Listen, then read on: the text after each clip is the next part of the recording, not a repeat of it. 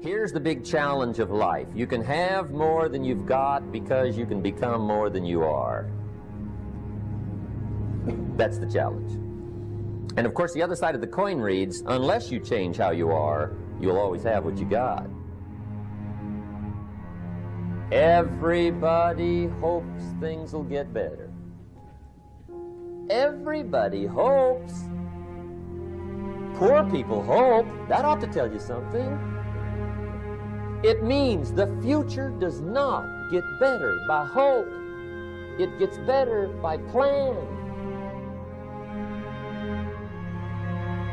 If you wish to be successful, study success. If you wish to be happy, study happiness. If you wish to be wealthy, study wealth. Don't leave it to chance. Make it a study. Some people just go through the day with their fingers crossed. See, that won't do it. You've got to study the things that can change your economic, social, spiritual, personal life.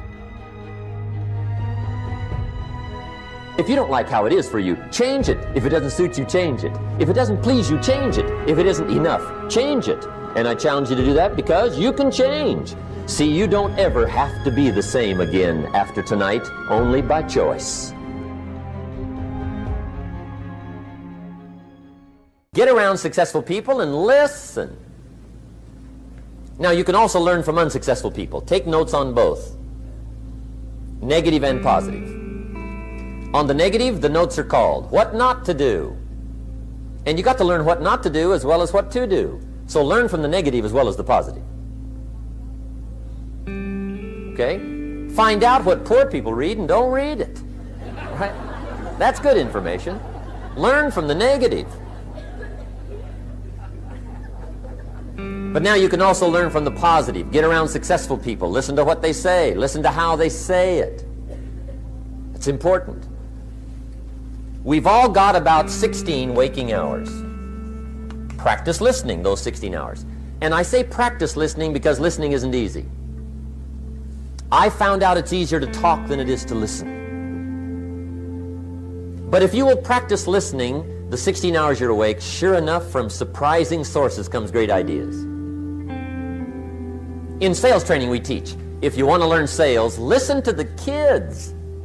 Kids have got to be the master salespeople of all time. They have no equal. Father tells his young son, no, you cannot have an ice cream cone. 30 minutes later, he's licking on one. That'd be 30 minutes worth listening to. They got moves you wouldn't believe. Persistence runs deep like the ocean. And the kids never took a class on how to overcome objection. They already know how. They don't need classes. You tell kids no. It goes right on by. They give you 3 good reasons. You say no. It goes right on by. They give you 3 more. They're masters. So listen and learn. Now here's some of the best advice I've got for the whole evening. It won't get any better than this. This is it. Poor people ought to take rich people out to dinner and listen. That's some of the best I got. If a guy's not doing well, one of the first things he ought to do is find a guy that is doing well and offer to buy him his dinner. Spend $50, $60, $80, $100. Go for the full 9 course. Start him on the juices and hors d'oeuvres. Get him started talking. The salad takes 15 minutes. Keep it rolling. Biggest steak in town takes 45. Keep it rolling. Pour on the dessert. Stretch that meal out about 2 hours. If you get a successful person to eat and talk for 2 hours, they're liable to drop ideas in your lap, change your life. Multiply your income by 2, by 3, by 5. But you're right. Poor people don't usually take rich people out to dinner. That's the problem. The guy said he's rich, let him buy his own dinner. I'm not coming up with any money. And he says, besides, you work where I work. By the time you struggle home, it's late. You're lucky to get your own supper, let alone running around trying to find a rich man to feed. And the guy's behind on his house payment. Good worker, hard worker, sincere. But you got to be better than sincere. Work hard. You wind up broke. You got to be better than a good worker. You got to be a good listener. And remember, what you read and what you hear, put the good stuff in your journal. Now, here's the third way to find out how to change your life, and that's to observe. You can pick up a lot of ideas just by watching. Get around successful people and watch. Here's why. Success leaves clues. Watch how the man shakes hands. Watch how the lady responds. People who do well do certain things over and over and over and over. And if you're clever, you can pick them up. Watch it all. If a guy's making $10,000 a month, I'd watch how he walks. Maybe that's it. Copy his funny little walk. Somebody says, well, that's kind of a silly walk. Say, it's 10,000. I haven't got the money yet, but I got the walk. It's bound to start somewhere. What I ask you tonight is to be unusual and be a good observer of what's going on. You can pick up ideas that can change your life starting tomorrow. Just be a more careful observer. Now remember, there's two ways to see. One is called sight. See with your eyes. The other one is called insight. See with your mind. See with your eyes, you'll see things. See with your mind, you'll see answers. Put your eyes and your mind to work. And the best advice on developing sight and insight is pay attention.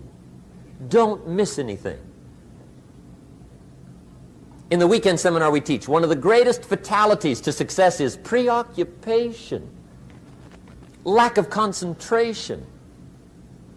The guy's mind wanders. See, you wind up average. You've got to learn to zero in and concentrate. I read a good article one time, Reader's Digest. The title was, Wherever You Are, Be There. Excellent. Don't miss anything. Now, we've lingered a little bit long on number one here for personal development. Find out how things work, but it's so very important finding out. And I've given you 3 ways to find out. Now here's the second step to personal development. Okay, number 1 was find out how things work. Here's number 2, go to work.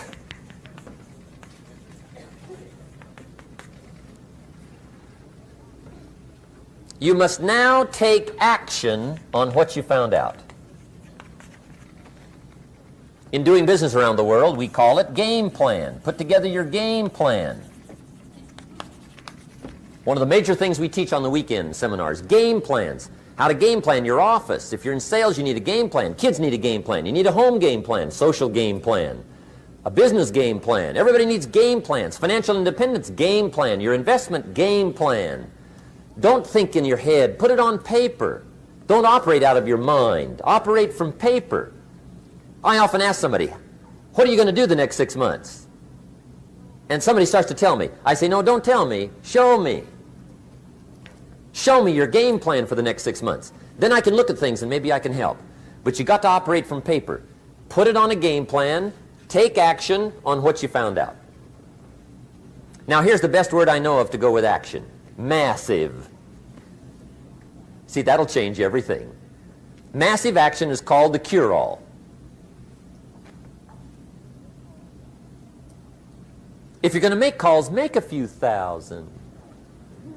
If you're going to make contacts, make a few thousand. If you're going to knock on doors, knock on a few thousand. See, that'll change everything. Here's the language of the poor. I'll try it a time or two and see what happens. It's the way poor people talk. The guy says, well, I'll give it 30 days. 30 days. You could guess his bank balance. You've got to have a better game plan. So here's one of the major things to do starting tomorrow. Take a look at your game plan. If it isn't loaded with massive action, change it tomorrow. Action. The formula really works like this. Pick up a good idea, take heavy action. Pick up a couple of good ideas, take heavy action. That's the formula for success. Heavy action.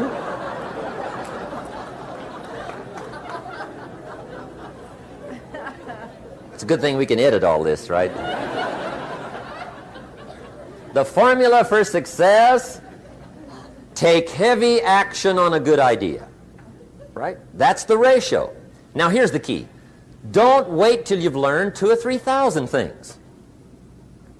Because that way you'll use up all the time.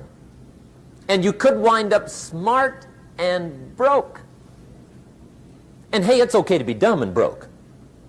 But if a guy's smart and broke, that's pitiful. Don't let your learning lead to knowledge. You'll become a fool.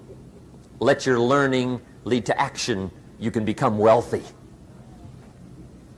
And there's many kinds of wealth. I understand that. Not just money. Money's one of the least of all values. I know some people with a lot of money that are very poor. Evita sings, "As for fortune and as for fame, they are illusions. They're not the solutions they promised to be."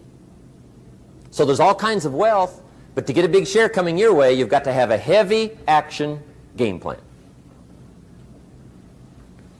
Now here's the third step to personal development, and we'll wrap up personal development. Step number 3. It's just a little caution, and all through life we need little cautions. This one simply says, don't try to beat the system. Find out how it works, work it, but don't try to beat it. Some people learn just enough to start slicing it, shading it, thinning it, cutting corners, and looking for cheap answers. See, don't fall for that. You'll wind up with a cheap life. Find out how it works best and do it that way. Even though it seems to take a little longer, do it right. Don't compromise with right. Now, under this step, here's another key. Be a quick learner. Don't let it take long to teach you. Learn quick. Don't run at the wall too many times.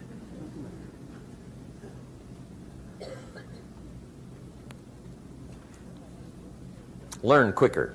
One guy said he broke his nose 7 times in the same place. Somebody says, looks like you'd stay out of that place. Learn quicker. Now the third point here is don't be stubborn. See, some people won't change even when a better way comes. They say, well, I've been doing it this way 30 years. Hey, be ready for change. If it's a better way, go for it.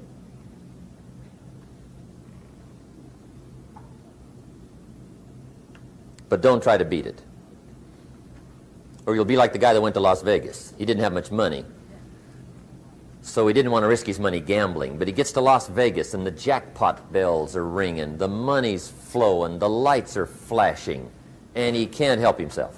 He's got to gamble. But instead of gambling with his cash, he decides to play the mental gambling game. And the brilliant scheme he worked out goes like this. He'd pick a number like number 3.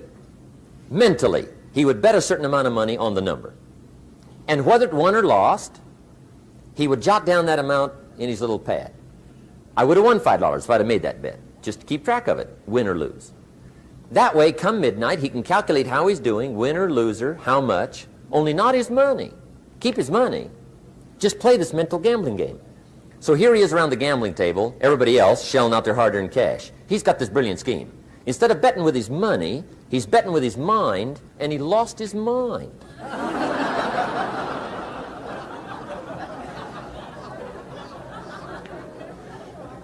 Which means don't try to beat the system, I guess. Okay, we have covered personal development. By the way, it's the longest subject, so take heart. The rest of them are a lot shorter.